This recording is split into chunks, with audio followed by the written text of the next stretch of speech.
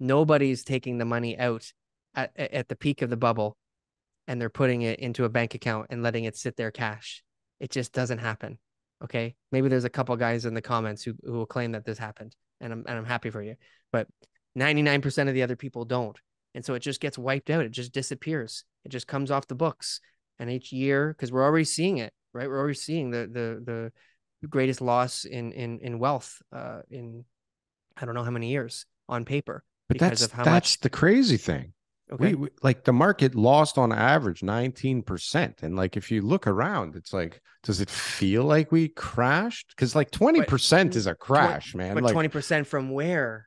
who That's the gives big a question. fuck where? It's like We're, it's we were does it feel inflated like by it? it was a 100% inflated environment. And so losing 20% of that, it's like, you know what, I'm still up 80. It's no big deal. Right.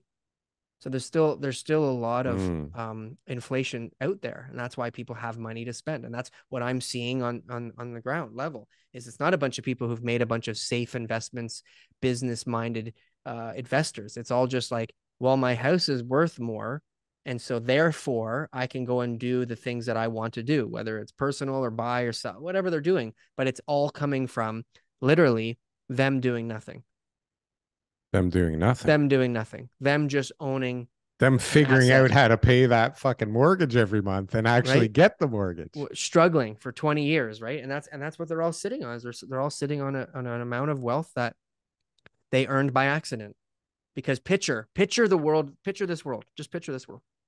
Go back to prices from 1999 Oh, and allow a simple rate of inflation to be calculated. but it's crazy. Here, listen to this. Yeah. 1999, I bought it for 286. Two Okay. years later, after living in the house for 2 years. Actually, no, that's not true. 1999, I bought it. I moved in 2001. So I sold it in 2003 for 420, 286 to 420. From 99, like putting down, I don't know, 10 grand or something Okay. to, Here's right? Bank of That's Canada's crazy. inflation calculator. Your house at 280 in 1999 should be 470,000 in 2023. Okay. It's like 1.4. Okay. Exactly. So there's $1 million of extra equity in that home that these people weren't expecting, didn't know they would have, and that technically shouldn't exist. That's an inflation calculator based on the actual inflation. 2.19% average annual rate of inflation since in 24 years. Mm-hmm. So they took the CPI for January 1999 Yeah, at that makes sense. 91.5 and the CPI, in January 2023 at 153.9. And it should They only be calculated worth that for 2 something. $470,000. That's Okay. crazy. That's what it is though. So it's like that $1 million is this money, and this is what is fueling the expenditures of the people who bought in those markets, myself included. Everybody's doing the same thing. It's like we have this fake wealth that we feel great about, that we say, oh, my net worth, and oh, I got all this going for me, and we did nothing for it, right? Because it was just part of our principal residence, or we bought rental property, whatever it was. And so now that mindset is going to be used on where that money goes, and unfortunately the decisions are poor.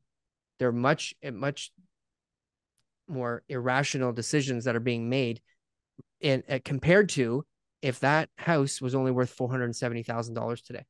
Imagine that. Right. If you paid off your mortgage, obviously you paid it off in the same amount of Whoa. time. Okay. Because if you bought it for 280, you got a 25-year mortgage. If you just paid it as per the amortization schedule, you just paid it off. Actually, you're about to pay it off next year. Whoa. Okay. Now your house is only worth 470.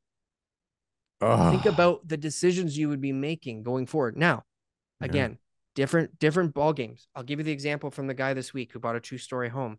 He just wants to downsize. He owns a 2-story home from the 90s. I think it was maybe around 99, but in the 90s. He just wants to go and downsize. He's a 2,600 plus square foot house. Doesn't need to be in such a big house. So he's going to go into something smaller. So let's say that was worth 470 today instead, right? Instead of 1.5. The house that he's going to buy today is about $1.1 million, maybe $1 million. I don't know. It would only cost 350. right. So he'd still be able to make that move into the house that he wants to do, which is important, because that is those are the real like stories. Like this is somebody who's been like fiscally financially responsible. This is somebody who's had, the ability to be able to manage his situation properly for various reasons. He will be able to do what he needs to do. But the mindset of the person who is assuming that they have $1 million more to spend, or they have rental properties or anything like that, the decisions that they make are foolish. That So most people are going to look at. In your scenario, what happens with wages? Wages, even if they stayed how they stayed, you could afford everything, right? Wages wouldn't have to go up in that scenario. So, but this scenario doesn't work in the most desirable areas in the land, right?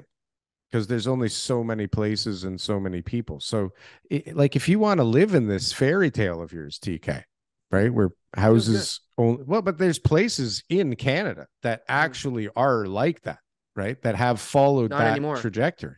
Not anymore. They changed. Not anymore. They were. Why? What's the average price in They were Saskatchewan?